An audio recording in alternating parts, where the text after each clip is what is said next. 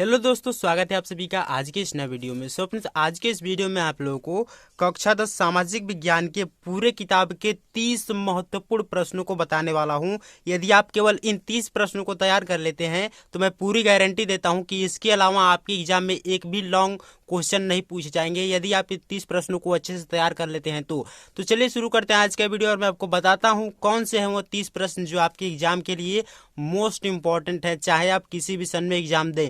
तो चलिए स्टार्ट करते हैं आज का वीडियो। इसलिए मैंने यहाँ पे लिख दिया पहले से कि केवल इन प्रश्नों को तैयार कर लो, किताब पढ़ने की आवश्यकता नहीं होगी, केवल ये 30 प्रश्न ही तैयार कर लेते हैं तो चलिए शुरू करते हैं आज का वीडियो। देखिए यहाँ से शुरू हो गए आपके क्वेश्चन, इसलिए मैंने पहले ही इन सभी क्वेश्चन को मैंने ऑलरेडी लिख दिया है। यदि आपको इसका आंसर चाहिए तो आप मेरे को कमेंट जरूर कीजिएगा, मैं एक एक प्रश्नों का आंसर भी बताऊंगा। देखिए इसलिए मैंने यहाँ पे पहले लिखा है कि ओनली 30 प्रश्न तैयार कर लो पूरे किताब के, कक्षा 10 सामाजिक विज्ञान के 30 प्रश्न है। और देखिए यहाँ पे मैंने पूरे 30 क्वेश्चन का सेट बनाया है, एक एक इंपॉर्टेंट क्वेश्चन को आपको बताऊंगा, तो वीडियो को पूरा जरूर देखिए। देखिए इसमें हम लोग को पहला प्रश्न दिया गया है कि इटली और जर्मनी के एकीकरण की प्रक्रिया का विस्तार पूर्वक वर्णन कीजिए। ये आपके लिए गोल्डन क्वेश्चन, मैं इसे बोलूं कि गोल्डन क्वेश्चन जो आपके एग्जाम में हर साल पूछा जाता है। तो ये है इटली और जर्मनी का एकीकरण, और ये आपके एग्जाम में 6 नंबर में पूछा जाता है। या तो इटली का एकीकरण ही पूछ दिया जाएगा या तो जर्मनी का एकीकरण। तो आप इन दोनों प्रश्नों को अच्छे से तैयार करिएगा। देखिए नेक्स्ट क्वेश्चन नंबर 2 में हम लोग को दिया गया है कि सविनय अवज्ञा आंदोलन, असहयोग आंदोलन, रॉलेट एक्ट, चौरी चौरा कांड का वर्णन कीजिए। कि सबका आपको याद कर लेना है, सविनय अवज्ञा आंदोलन क्या था, कब शुरू हुआ था, असहयोग आंदोलन क्या था, रॉलेट एक्ट क्या था, चौरी चौरा कांड कब और कहाँ हुआ था, ये आपको याद कर लेना है। क्योंकि एमसीक्यू में भी पूछा जाता है कि चौरी चौरा कांड कब हुआ था।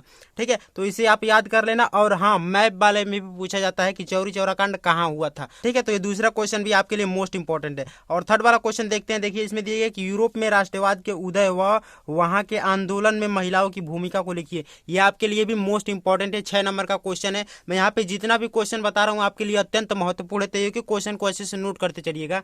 नेक्स्ट क्वेश्चन देखते हैं। क्वेश्चन नंबर 4 में दिया गया कि भारत में राष्ट्रवाद का उदय, जलियांवाला बाग हत्याकांड, गांधी जी द्वारा चलाए गए सत्याग्रह को बताइए। गांधी जी द्वारा जितने भी सत्याग्रह चलाए गए थे उनको हमको बताना है। कभी कभी तो केवल यही पूछ लेता है कि गांधी जी ने कितने सत्याग्रह चलाया या कितने आंदोलन चलाए, उसको बताइए। ये 6 नंबर के क्वेश्चन पूछ ले जाते हैं। नेक्स्ट क्वेश्चन दिया गया है क्वेश्चन नंबर 6 में कि संसाधन और उसके प्रकारों को लिखिए। सतत पोषणीय विकास से क्या तात्पर्य बताइए। संसाधन क्या होते हैं, वो कितने प्रकार का होता है, तथा सतत पोषणीय विकास क्या होता है, हम लोग को बताना है कि उसका तात्पर्य क्या है।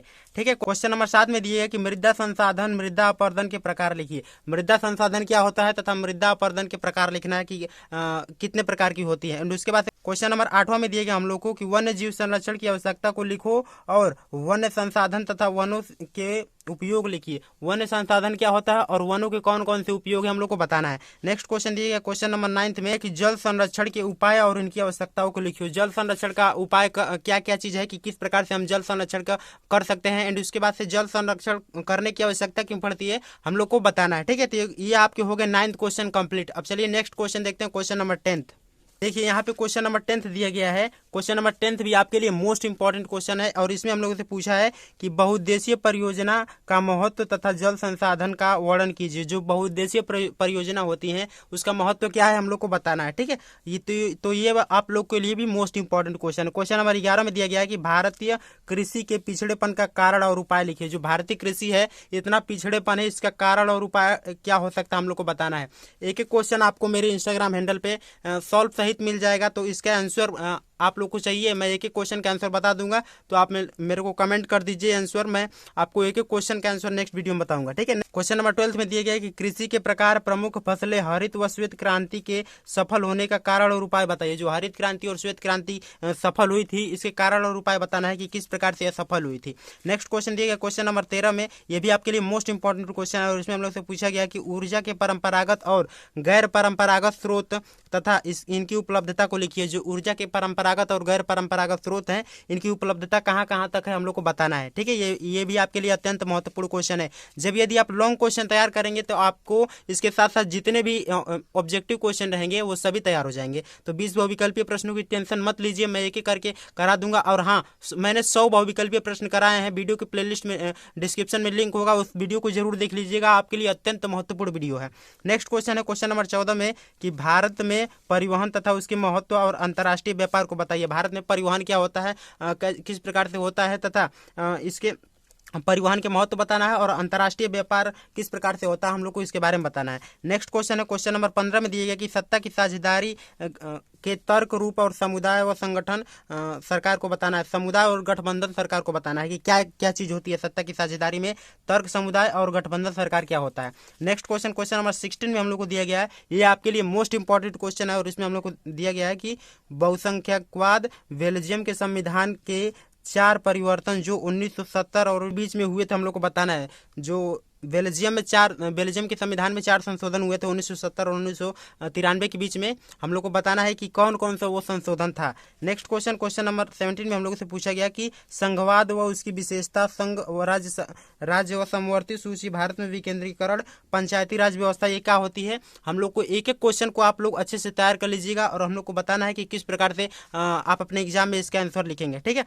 तो नेक्स्ट वीडियो आएगी बहुत जल्दी, तो चैनल को सब्सक्राइब जरूर कर लीजिएगा। नेक्स्ट क्वेश्चन क्वेश्चन नंबर 18 में दिया गया कि धर्म सांप्रदायिकता, राजनीति, धर्मनिरपेक्ष राज्य, हम लोग को बताना है कि इसमें क्या क्या अलग अलग शर्तें होती हैं, इसको एक एक करके आपको वर्णन करना है। एंड नेक्स्ट क्वेश्चन देखते हैं, देखिए यहाँ पे आपके खत्म हो गया 18 क्वेश्चन। नेक्स्ट देखते हैं क्वेश्चन नंबर 19। देखिए नेक्स्ट क्वेश्चन है क्वेश्चन नंबर 19 और क्वेश्चन नंबर 19 भी आपके लिए अत्यंत महत्वपूर्ण है और इसमें हम लोग से पूछ रहा है कि भारत में महिलाओं की स्थिति, जाति में राजनीति तथा राजनीति में जाति के पहलू को लिखिए। कि भारत में महिलाओं की क्या स्थिति है तथा जाति में राजनीति और राजनीति में जाति का क्या पहलू हम लोग को बताना है।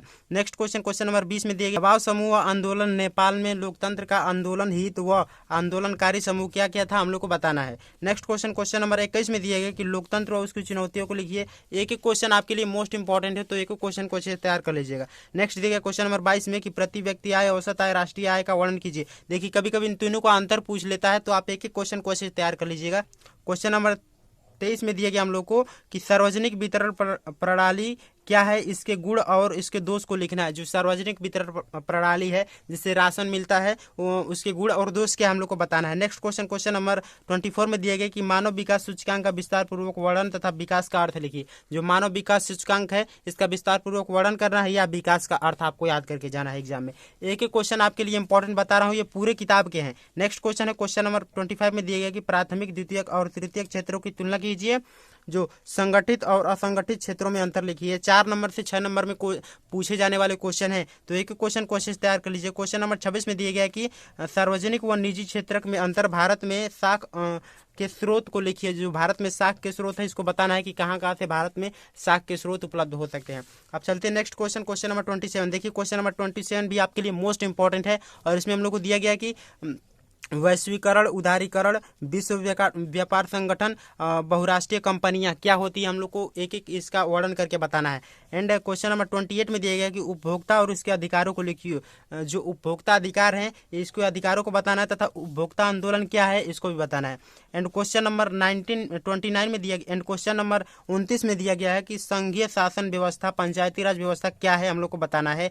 और क्वेश्चन नंबर 30 में दिया गया जो आपके लिए मोस्ट इंपॉर्टेंट और इस टॉपिक का सबसे लास्ट क्वेश्चन है। इसके बाद से आपके 30 क्वेश्चन कंप्लीट हो चुके हैं और इसमें हम लोग को दिया कि श्रीलंका में तमिलों के उप समूह को बताइए। जो श्रीलंकाई तमिल थे और भारतीय तमिल थे, 2 उप समूह थे ना, तो इसमें तमिलों को जो उप समूह है इनको बताना है कि क्या क्या उप समूह थे इनके। एंड यहाँ आपके कंप्लीट हो गए पूरे सामाजिक विज्ञान के 30 महत्वपूर्ण प्रश्न। यदि आप केवल इन्हीं प्रश्नों को अच्छे से तैयार कर लेते हैं तो मैं आपको पूरी गारंटी देता हूँ कि एग्जाम में इससे बाहर एक भी लॉन्ग क्वेश्चन और डिस्क्रिप्टिव पैराग्राफ लिखने के लिए नहीं पूछे जाएंगे, यदि आप इन सभी प्रश्नों को अच्छे से तैयार कर लेते हैं तो आई होप कि आज का पूरा वीडियो मैंने आपको समझाया होगा और एक एक इंपॉर्टेंट क्वेश्चन आपको बता दिया होगा। यदि कोई भी किसी प्रकार का डाउट हो तो आप मुझसे कमेंट में पूछ सकते हैं। और हाँ, किसी और सब्जेक्ट का इंपॉर्टेंट क्वेश्चन चाहिए, जैसे कि मैंने विज्ञान का अपलोड किया 25 प्रश्न, तो वीडियो के डिस्क्रिप्शन में लिंक है, उसको भी आप लोग देख लीजिएगा। तो मिलते हैं नेक्स्ट वीडियो में, तब तक के लिए धन्यवाद। जय हिंद।